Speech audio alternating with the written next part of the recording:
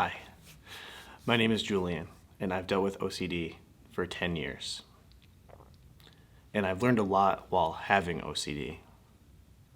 There's been a lot of ups and downs, and there's been a lot that's gone on up here. And I have the ability to talk a little differently than a lot of people, and a little darker and more emotional than a lot of people.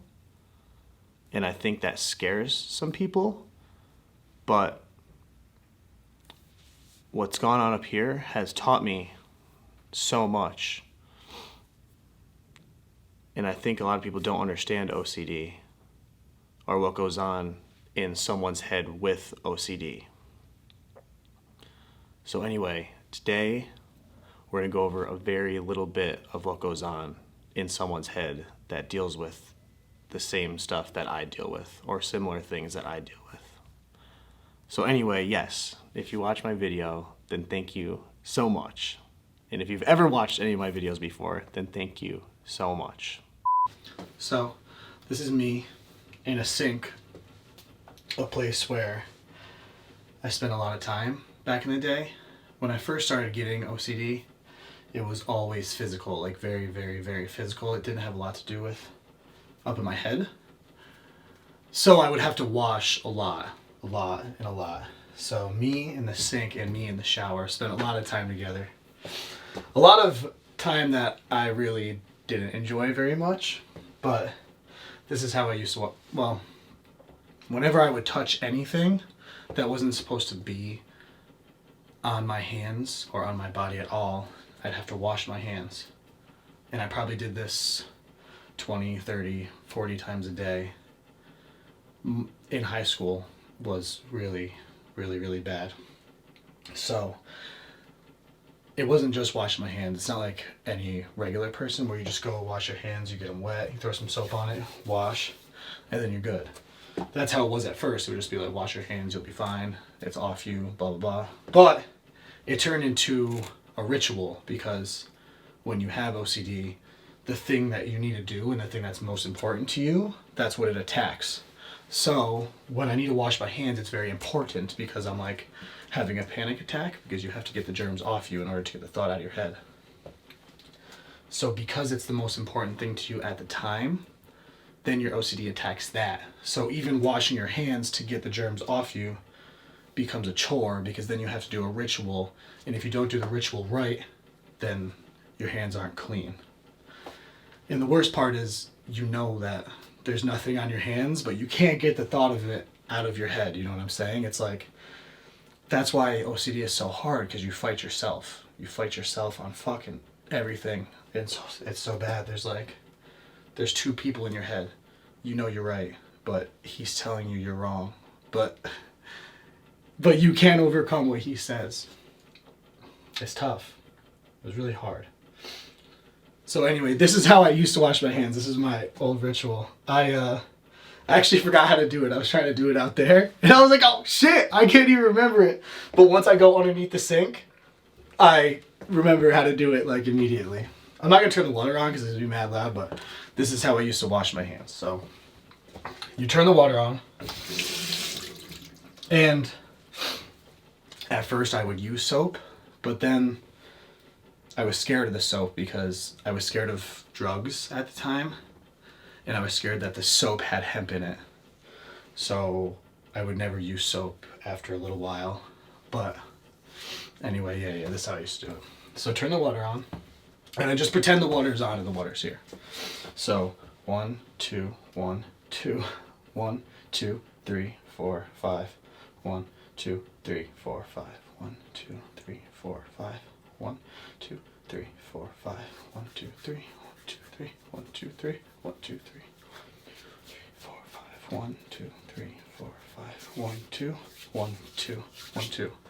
But you had to count it right, or else it wasn't, or else like you didn't do it right. So you would have to count it right too, which is also part of the problem, because when I'd be counting, it would attack what I was counting, and then I would lose track and kind of forget what I was doing. And then when I was done with them being wet, I was scared of the paper towels, so I couldn't use paper towels, because I also thought they were made out of fucking hemp, which is ridiculous. But I would have to slap my legs to dry them.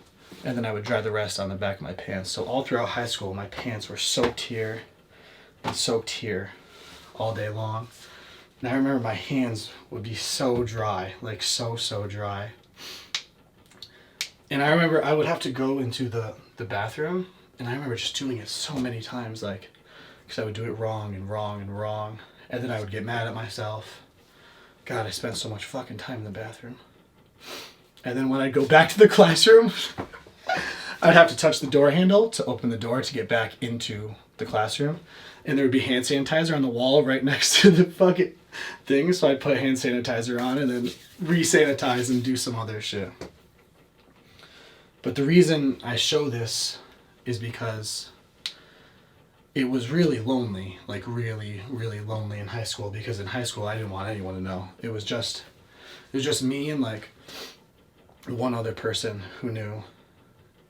And my friends like kind of knew. I remember one time I was really struggling, and before I went to lunch, my friend actually came with me to the bathroom, and I always try to avoid going to the bathroom with him because it would end up turning into something weird. Like I'd be like, yo, you gotta get out of here, you gotta get out of here.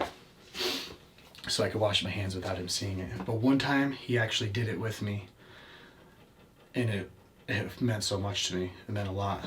There was this, in the mirror, after I was done washing my hands, one of the rituals was I would have to look in the mirror, then look out, then look in the mirror, then look out. And then I was safe to leave the bathroom. But yeah, I spent a lot of time in the sink, in the mirror, and stuff, especially when I was young, when I was like 16 years old.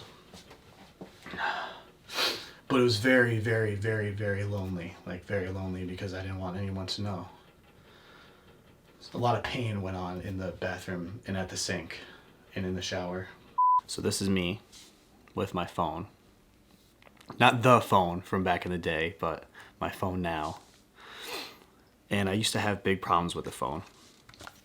Physically and mentally. Physically, it's just like my hands, like there'd be germs on it and I'd have to wash it. But the only problem is my hands are not electronic. I've broken multiple phones back in the day just from washing it. One time I was washing it, and I was washing it so aggressively in the sink. I had a ritual to wash it just like my hands, and I had to do it right or else. So I was washing it, and I must have washed it like 5 or 6 or 7 goddamn times. And at the last time, it slipped out of my hands and landed like on one of the handles, and the screen actually smashed all over, and then water actually got in the screen. And I don't remember if that was the last time where I said, that's enough, I'm not washing my phone ever again. Or if I just went back to washing it after. I don't really remember what happened. But actually, at one point, I remember saving up. I was like 18 years old. I was saving up for a life-proof case. Because at the time, phones weren't waterproof. Like, I'm pretty sure this is waterproof. But at the time, phones weren't waterproof. And I kept getting water inside the screen of the phone I was washing. So I was saving up for a life-proof case. And it was $118. Or it was it's like $110, but it came to like $118. And I bought it. And I remember being so goddamn excited to get the life-proof case because it made my phone waterproof so I could wash it without a problem. And I got the life-proof case. And it was sick for the first couple weeks, but dust and like shit kept getting underneath the life-proof case. So in my head, I kept thinking it was like something bad underneath the life-proof case. So it ended up like not working out. But I remember buying a life-proof case just for the purpose of washing my phone in the sink to get these OCD germs off of the phone, which is so ridiculous. So the phone was a problem physically, and it was also a problem mentally. A lot of my friends actually know that I was really weird with the phone back in the day. I'm more normal now, but they would like call me and I'd be like, yo, call me back in 5 minutes, or I'll call you back in 5 minutes. And we wouldn't speak for hours. Like we literally wouldn't speak for hours because I would be scared to touch my phone because of these germs. Some of the guys actually realized that in order to contact me, if I wasn't answering my phone, just to call my laptop, because I was on my laptop and I'd be able to answer the laptop because the laptop never left my room because the laptop was never allowed to be dirty ever, ever, ever, ever. So the laptop, in order to contact me without the phone, you call my laptop and I answer the laptop. Oh God. But also the phone could be dirty mentally, which in my opinion, like OCD germs, like physically, is nothing compared to what goes on up here. Like nothing at all. So the way it could be bad mentally is if, let's just say I went on Safari or Twitter or Instagram or something like that, and something was on the screen, like something popped up on the screen, like on the internet, that I didn't want to pop up, it made my phone dirty. So in order to clean these fake germs off of Safari or Instagram or Twitter, I would have to do like a ritual in order to get the germs off of the inside of the phone, I guess. Which sounds ridiculous, but it was so fucking real.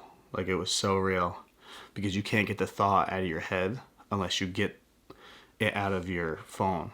And if the germs stayed in the phone and I continued to use it, and let's just say I texted someone while the germs were in the phone, then whatever I said to that person, that message was bad. So it didn't even matter. Like, that message was bad, so then it just causes more problems, because then it just keeps building and building and building, because this thing's bad, then this thing's bad, then this thing's bad, then this thing's bad. So the only way to fix it was to just clean it in the first place and attack it in the first place. But you don't want to attack it in the first place because your real brain knows that those germs aren't even there. But the thoughts are so powerful that the easiest way to just get rid of the thoughts is to give in and just clean it. Which doesn't make sense, because all you're doing is snowballing and snowballing and snowballing. The only way to make it better is just to clear your head and think normally. But when you're getting these thoughts, it's very hard to think normally. So yeah, I was really, this went on for a while. The whole phone thing was tough because it was physically and mentally. So it was really tough to use my phone. I remember if I did wash it in the sink, I would come right out of the upstairs bathroom and literally throw it to my bed. Like, I would throw it to my bed because I was so excited to get the phone on my bed. It was such a sick feeling. Like, once you got the phone on your bed, you're like, yeah, I did it. Let's fucking go. Like, I did it. I can send a fucking text now. Oh, shit. That is so wild. Fuck. But yeah, for a while it was really hard to just use my phone because my phone was always dirty. And it sucked. It sucked a lot. It made, I don't know, it just, everything makes it difficult, and that made a lot of things difficult. So yeah, when those feelings happen, it gets really lonely because you don't want to tell someone that your phone is dirty. You know what I'm saying? Like, if someone's like, why aren't you contacting me? I can't be like, my phone is dirty because I saw something bad on Twitter. So then you just keep the thoughts in your head, and it just stays there because there's no one to tell, and no one's gonna listen to you when you say that shit. So yeah, that was a lonely, very lonely time. This is me with my wallet. And it wasn't so much the wallet itself that gave me problems. It was everything that was important to me. Like I said, the things that are most important to me is the things that it attacks. And that goes for possessions as well. So my wallet was on that list, along with everything else that I owned that I cared about. So this is the only wallet I've ever had. Like, the only wallet I've literally ever had. I've tried everything to carry my stuff around, to carry my money around, to carry my cards around. I used to put it in the back of my phone. I used to do, I don't know. I used to carry around really, really weird ways because I wanted to know that it was mine, and I didn't want anyone else to touch it. So the wallet was always a problem for me because everyone has a wallet, obviously, and they all look pretty similar. So if I misplaced the wallet, in my head, I would think that the wallet was someone else's and it was no longer mine. And if the wallet, and if the stuff went missing, it didn't belong to me anymore. And I was so possessive over my stuff and over everything that I cared about because he like the OCD would take everything away from me. So I would be very possessive over things that I could control. Like anything I could control physically, I would be really possessive over, if that makes any sense. So this wallet, it says JJD right there, because the person who bought me this wallet knew that about me, and she got me this wallet, and it says JJD. So every time I see the wallet, I knew that it was mine.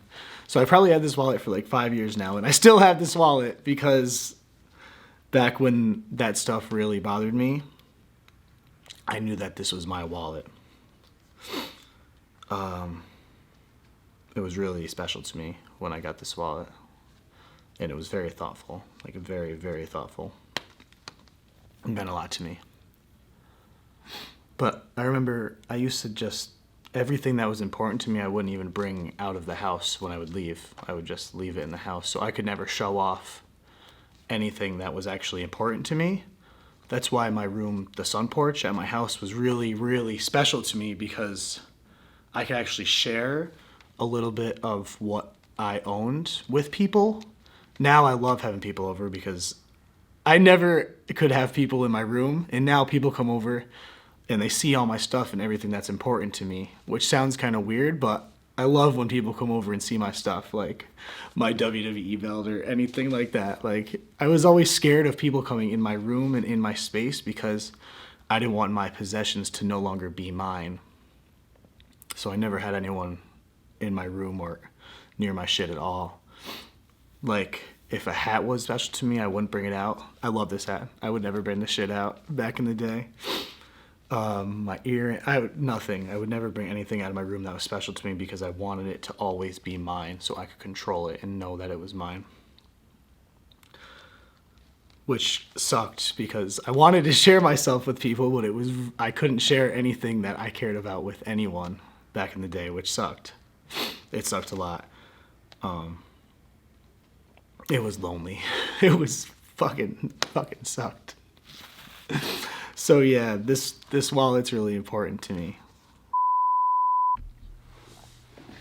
Hi, it's me. So these are just 3 situations of some things I've been through. And I've dealt with thousands of them every day for a long time. So it gets lonely. It's been lonely before. And I don't talk about this stuff to talk about me. I don't talk about emotions like the feeling of not wanting to be alive, but also not wanting to be dead. I don't talk about the emotions of not knowing if you want to grow old or if you're going to grow old to talk about me. I don't give a fuck about me. I talk about these emotions because other people are also going through this. And at one point I was 16 years old and 18 years old and 20 years old, and I was really scared and really lonely, and it would have been really cool if I could see someone that was kind of parallel to me or with me that also had similar emotions with me, just so I knew that I wasn't fully alone at the time. So I talk about this shit because there could be someone out there that might see my video or see the way I talk, even if it's just one person, and they feel less lonely. That's why I make these videos. And that's why I talk like this. I don't talk about emotional things to scare people. Like, it's not about, I don't give a fuck about me. It's not about me. Luckily for me, when I was younger and I was really scared, I had someone there that was next to me the whole time and a good supporting cast. But there's people that don't have that one person and don't have a supporting cast. So